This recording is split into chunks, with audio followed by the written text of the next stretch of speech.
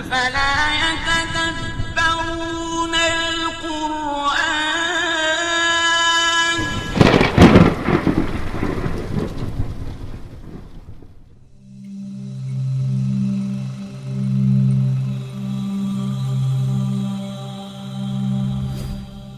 Indeed, Allah is not ashamed to present a mosquito as an example or anything that is above it. As for those who believe, they know that it is the truth from their Lord. But as for those who disbelieve, they say, what did Allah intend by this example?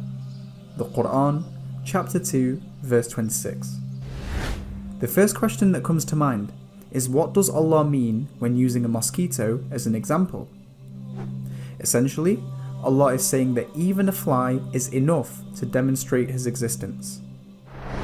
At first glance, you might be thinking, how? But by doing some reflection, it will hopefully make a lot more sense. Let's consider that this verse came down 1,400 years ago to a tribe in the middle of a desert. It is only in the last 200 years that science has made huge progress and knowledge has increased like never before. What we once thought was an insignificant little fly has actually proved to be a phenomenal species full of complexities. Here are some facts that we have come to know.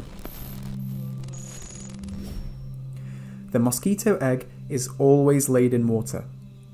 As the mother lays her eggs, she sticks them together into an array to form a raft structure to stop them from sinking.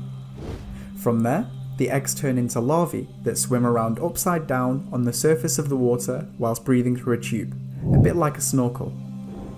The larvae then turn into pupae and then break out as adults with the ability to fly instantly.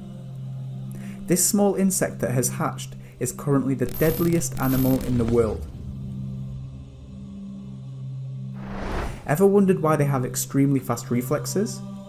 Well, that's because the mosquito has a pair of compound eyes. Each compound eye is made up of hundreds of mini eyes called lenses that curve around. Each lens takes an image at a different angle which its brain processes. For this reason, the mosquito can see almost everything happening around it at any given time without having to turn around.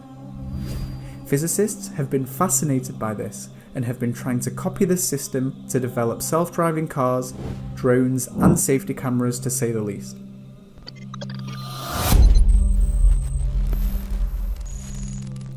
The mosquito uses carbon dioxide sensors to detect your breath from up to 50 meters away.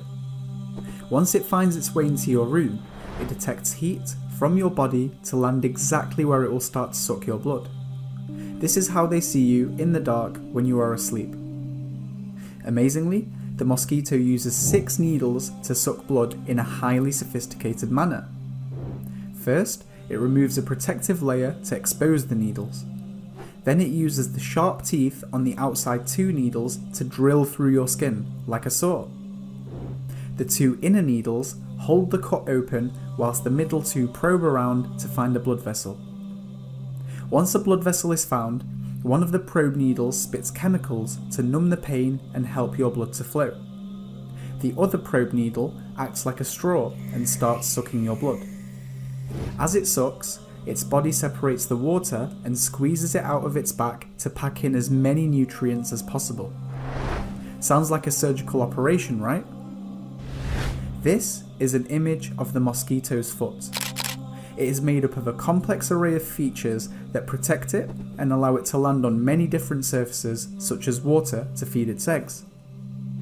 As for its wings, the mosquito flaps them about 1,000 times every single second to help it fly.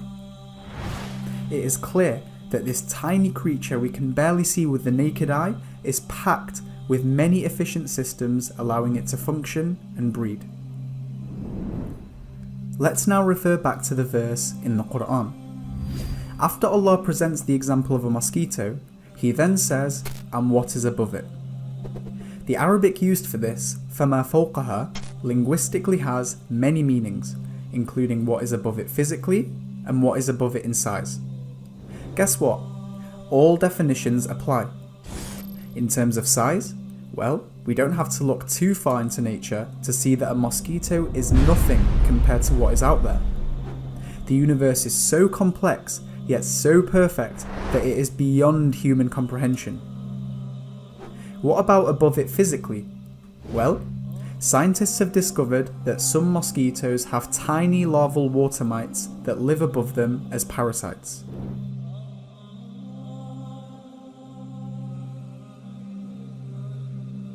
Allah continues the verse and says, "As for those who believe, they know that it is the truth from their Lord." See, as Muslims, we believe that everything around us screams the existence of a creator. In fact, when we are asked for proof, we respond by asking where the proof isn't, even if it is just a fly. Allah then says, "But as for those who disbelieve, they say, what did Allah intend by this example?" Isn't this the case? Wouldn't the disbeliever credit all of this to anything other than a creator, such as evolution or chance? Wouldn't the disbeliever still consider the mosquito insignificant and unimpressive? The reality is, we are all so used to the world around us. We are so used to how perfect nature is and how perfectly its laws allow us to sustain life. The fact of the matter is, if all of humanity gathered together, we couldn't create a single fly. And if we gathered all of our knowledge, it wouldn't even be a small fraction of what we still don't know. Yet some of us sadly believe that we have enough wisdom and intelligence to deny there is a creator as a possibility, just because it doesn't make sense. Think about this. To copy just one of the systems in a mosquito, we need years of research and teams of scientists around the world to produce something half as good.